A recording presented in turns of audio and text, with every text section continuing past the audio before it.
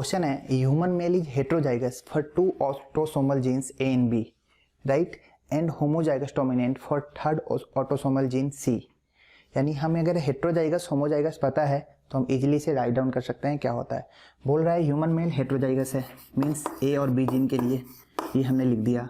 फिर है homozygous dominant, आपको पता है होमोजाइगस डोमिनेंट होता है। होमोजाइगस आपको छोटा सा क्रॉस याद होगा, मेंडल का फर्स्ट क्रॉस जो हम मोनोहाइब्रिड में पढ़ते हैं, capital T small T, capital T homozygous dominant है, स्मॉल टी होमोजाइगस रिसेसिव है। तो यहाँ पे डोमिनेंट बोला है होमोजाइगस डोमिनेंट, तो यहाँ पे हम लिख सकते हैं कैपिटल सी। फिर है the individual is having SRY gene S on its Y chromosome. Y chromosome आपको पता है मेल में एक एक्स होता है, ठीक है, और एक वाई होता है, ठीक। तो एक्स वाई की जब हम बात करें तो जो एलील यहाँ पे पाए जाते हैं वो यहाँ पे नहीं पाए जाते हैं, राइट। जो एलील यहाँ पे पाए जाते हैं वो यहाँ पे नहीं पाए जाएंगे। ऐसे कंडीशन को हम हेमीजाइगस कंडीशन बोलते हैं। क्या बोलते हैं? Hemizygous condition. अगर ये हमारा वाई है तो ये हमारा एक्स है, ठीक है। तो सिर्फ वाई पे बोला है तो कोई हम जीन अगर यहाँ पे ले ले, ठीक है, तो ये इसके एलील नहीं है, ठीक है। तो इस तरह से वाई पे ही होगा, हम उसके दूसरे कॉपी नहीं बनाएंगे। तो मेल है।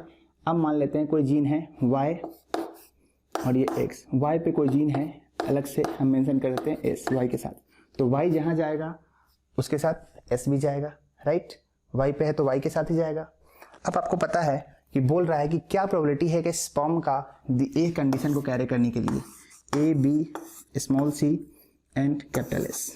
अब आपको पता है, पहले तो ये देख लेते हैं, आपको पता है मेल 2 तरह के गैमेट बनाता है, एक में एक्स जाता है, एक में वाई जाता है। जिसमें वाई जाएगा उसी में ये एस वाला जीन उसके साथ है तो वो जाएगा, राइट। तो यहाँ पे एस के आने की प्रोबेबिलिटी 1/2 होती है। पहले तो हम ये देख लिए। उसके बाद ये है, अब मेल को बनाना है गैमेट बनेगा तो हेट्रोजाइगस है तो 2 टाइप के गैमेट बनेंगे, एक कैपिटल ए एक स्मॉल ए। इसी तरह यहाँ पे भी 2 टाइप के गैमेट बनेंगे, कैपिटल बी स्मॉल बी। यहाँ पे एक ही टाइप का गैमेट बनेगा, वो भी कैपिटल सी, और यहाँ का हमने डिस्कस कर ही लिया। यानी अब ये 2 टाइप में से स्मॉल ए आने की प्रोबेबिलिटी क्या है, तो 2 है, 2 में से एक की पूछ रहा है, यानी 1/2, क्योंकि गैमेट हमेशा सेग्रीगेशन होता है तो इक्वल नंबर में गैमेट्स बनते हैं, ठीक है। रेशियो मतलब उसके टाइप्स जो होते हैं वो इक्वल होंगे, 2 ही टाइप के बन रहे हैं। इसमें भी स्मॉल बी आने की प्रोबेबिलिटी 1/2 है, हमें यही पूछ रहा है, तो ए की आने की प्रोबेबिलिटी 1/2। ये सिर्फ कैपिटल सी बनेगा, ठीक है, इसकी आने की प्रोबेबिलिटी 1/2। ये सिर्फ कैपिटल सी है, यहाँ पे स्मॉल सी पूछा है, यानी कैपिटल सी बन रहा है यार, स्मॉल सी पूछ रहा है, ऐसा तो हो ही नहीं सकता। जब ये नहीं होगा तो इसकी प्रोबेबिलिटी आ जाएगी 0, मतलब ये नहीं आ सकता। Anything multiplied by 0 gives you 0। सो ये कंडीशन इस पर्सन के गैमेट में कभी बन ही नहीं सकता और इस पर्सन से कभी आ ही नहीं सकता, ठीक है। अब इस क्वेश्चन को हम नैनो सेकेंड्स में करना चाहते हैं, आंखों ही आंखों में देखते ही सॉल्व करना चाहते हैं, तो हम क्या करेंगे, हम सीधा इस चीज़ को लिखेंगे, ठीक है।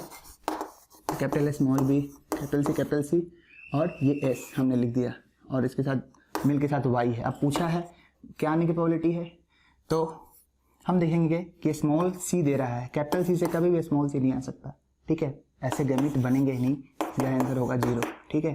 क्योंकि हमें बस कंडीशन पता होना चाहिए, ये और ये, तो ये अगर हमें पता है यार ये क्रॉस तो कभी दे ही नहीं सकता, तो हम सीधा आंसर कर सकते हैं। तो कभी भी जेनेटिक्स का कोई क्वेश्चन आए, बहुत लंबा चौड़ा एक्सप्लेनेशन लिखा हो, जरूरी नहीं हम उसे बैठ के सॉल्व करने लग जाए, पूरा डेटा पढ़ने लगे। हम एक बार उसे फास्टली रीड करें, देखिए क्या दिया है और पूछ क्या रहा है। और जब भी क्वेश्चन में 0 जैसे ऑप्शंस हो या 1 जैसे ऑप्शंस हो तो एक बार जरूर हल्का सा आप थोड़ा हट के सोचे, क्या पता आपको हिंट मिल जाए और आपका बहुत टाइम बच सकता है। टाइम सेविंग का ही गेम होता है नीट में। 180 क्वेश्चंस होते हैं, 180 मिनट होते हैं, जिसमें फिजिक्स के लिए आपको ज़्यादा टाइम निकालना होता है, फिजिकल केमिस्ट्री के लिए ज़्यादा टाइम निकालना होता है, और उनमें कैलकुलेशंस होते हैं और ज़्यादा टाइम टेकिंग क्वेश्चंस होते हैं। और टाइम बायो ऑलरेडी 90 होते हैं, तो बायो के क्वेश्चंस को जल्दी करके ही आप उनके लिए टाइम निकाल सकते हो, ठीक है। उसमें OMR फिलिंग भी करनी है, तो इस तरह से हम स्मार्ट वे यूज कर सकते हैं। ये प्रॉपर एक्सप्लेनेशन था, और आगे के भी इस तरह के क्वेश्चंस करने के लिए आप ये जो मोनोहाइब्रिड क्रॉस है इसको रिजल्ट्स को याद रखें।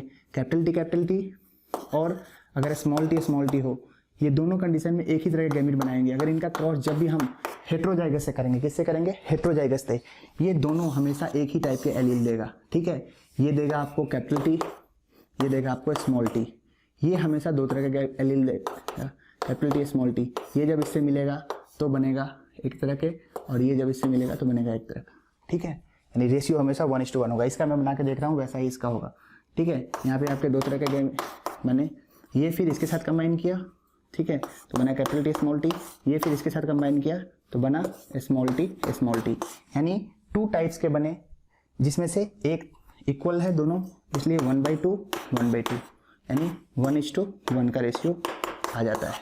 यानी जब भी कोई हेट्रो और होमो का क्रॉस होगा तो रेशियो आएगा 1:1। ठीक है, और जब भी कोई hetero capital T into capital T small T, जब भी इसका क्रॉस होगा तो हमें रिजल्ट मिलता है ये कैपिटल टी स्मॉल टी और स्मॉल टी ये 1:2:1 के रेशियो में मिलते हैं। बस आप इस रिजल्ट को ध्यान रखें। मोनो हाइब्रिड का सिंपल सा रिजल्ट है जो हमारे बहुत क्वेश्चन